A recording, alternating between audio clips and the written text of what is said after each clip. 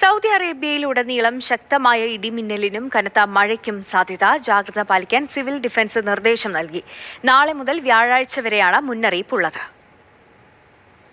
ശനിയാഴ്ച മുതൽ വ്യാഴാഴ്ച വരെ സൗദിയിലെ നിരവധി സ്ഥലങ്ങളിൽ ഇടിമിന്നലിനും മഴയ്ക്കും സാധ്യതയുള്ളതിനാൽ പൊതുജനങ്ങൾ ജാഗ്രത പാലിക്കണമെന്ന് നിർദ്ദേശമുണ്ട്. സുരക്ഷിത മേഖലകളിൽ തുടരണമെന്നും താഴ്വരകളും വെള്ളപ്പൊക്ക സാധ്യതയുള്ള സ്ഥലങ്ങളും ഒഴിവാക്കണമെന്നും നിർദ്ദേശിച്ചിട്ടുണ്ട്. ജലാശയങ്ങളിൽ നീന്തുന്നത് ഒഴിവാക്കണമെന്നും general directorate of civil defence അഭ്യർത്ഥിച്ചു. കാലാവസ്ഥ രൂക്ഷമാകുന്നതോടെ മാധ്യമങ്ങളിലൂടെയും സോഷ്യൽ പ്ലാറ്റ്ഫോമുകളിലൂടെയും നൽകുന്ന ഔദ്യോഗിക നിർദ്ദേശങ്ങൾ പാലിക്കണമെന്ന് ഡയറക്ടറേറ്റ് ജനങ്ങളോട് ആവശ്യപ്പെട്ടു. മക്ക മേഖലയിൽ മിതമായതോ കനത്തതോ ആയ മഴ പെട്ടെന്നുള്ള വെള്ളപ്പൊക്കം, ആലിപ്പഴം, പൊടിപടലങ്ങൾ എന്നിവയ്ക്ക് കാരണമാകും. റിയാദ് മേഖലയിൽ മിതമായ മഴ ലഭിക്കും.